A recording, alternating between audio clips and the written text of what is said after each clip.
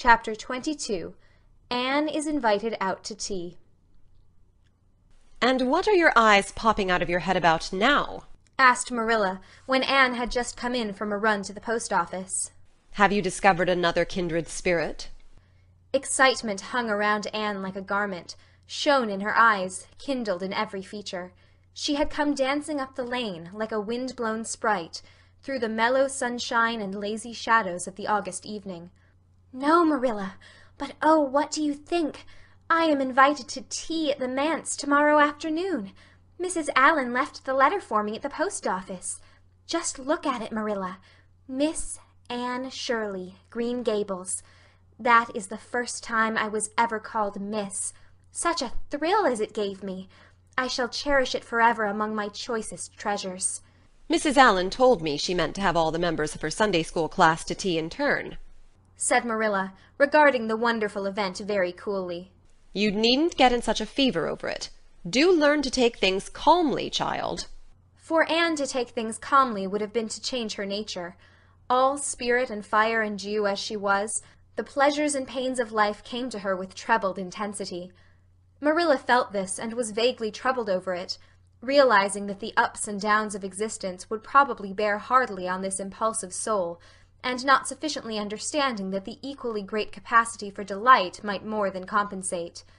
Therefore Marilla conceived it to be her duty to drill Anne into a tranquil uniformity of disposition, as impossible and alien to her as to a dancing sunbeam in one of the brook shallows. She did not make much headway, as she sorrowfully admitted to herself. The downfall of some dear hope or plan plunged Anne into deeps of affliction. The fulfillment thereof exalted her to dizzy realms of delight. Marilla had almost begun to despair of ever fashioning this waif of the world into her model little girl of demure manners and prim deportment. Neither would she have believed that she really liked Anne much better as she was. Anne went to bed that night speechless with misery, because Matthew had said the wind was round northeast, and he feared it would be a rainy day tomorrow. The rustle of the poplar leaves about the house worried her, it sounded so like pattering raindrops, and the full, far-away roar of the Gulf, to which she listened delightedly at other times, loving its strange, sonorous, haunting rhythm, now seemed like a prophecy of storm and disaster to a small maiden who particularly wanted a fine day. Anne thought that the morning would never come. But all things have an end, even nights before the day on which you were invited to take tea at the manse. The morning, in spite of Matthew's predictions, was fine, and Anne's spirits soared to their highest. "Oh, Marilla, there is something in me today that makes me just love everybody I see," she exclaimed as she washed the breakfast dishes. "You don't know how good I feel. Wouldn't it be nice if it could last? I believe I could be a model child if I were just invited out to tea every day. But oh, Marilla, it's a solemn occasion, too. I feel so anxious. What if I shouldn't behave properly?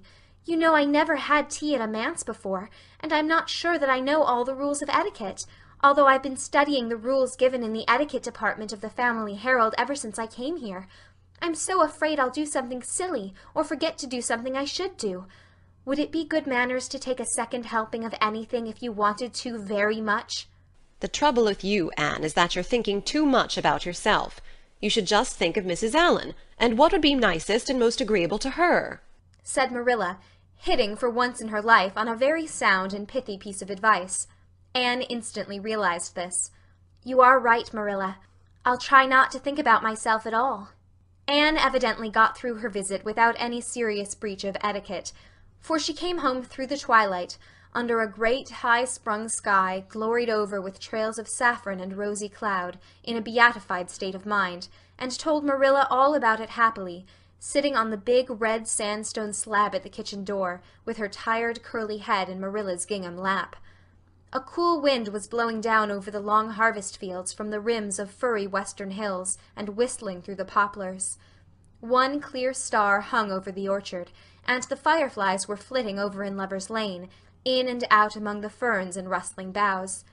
Anne watched them as she talked, and somehow felt that wind and stars and fireflies were all tangled up together into something unutterably sweet and enchanting. "Oh, Marilla, I've had a most fascinating time. I feel that I have not lived in vain, and I shall always feel like that even if I should never be invited to tea at a manse again. When I got there Mrs. Allan met me at the door. She was dressed in the sweetest dress of pale pink organdy, with dozens of frills and elbow sleeves, and she looked just like a seraph. I really think I'd like to be a minister's wife when I grow up, Marilla. A minister mightn't mind my red hair because he wouldn't be thinking of such worldly things. But then of course one would have to be naturally good, and I'll never be that, so I suppose there's no use in thinking about it. Some people are naturally good, you know, and others are not. I'm one of the others. Mrs. Lynde says I'm full of original sin. No matter how hard I try to be good, I can never make such a success of it as those who are naturally good. It's a good deal like geometry, I expect. But don't you think the trying so hard ought to count for something? Mrs. Allan is one of the naturally good people. I love her passionately. You know there are some people, like Matthew and Mrs. Allan, that you can love right off without any trouble. And there are others, like Mrs. Lynde, that you have to try very hard to love. You know you ought to love them because they know so much and are such active workers in the church, but you have to keep reminding yourself of it all the time or else you forget. There was another little girl at the manse to tea, from the White Sands Sunday School. Her name was Loretta Bradley, and she was a very nice little girl. Not exactly a kindred spirit, you know, but still very nice. We had an elegant tea, and I think I kept all the rules of etiquette pretty well. After tea Mrs. Allan played and sang, and she got Loretta and me to sing too.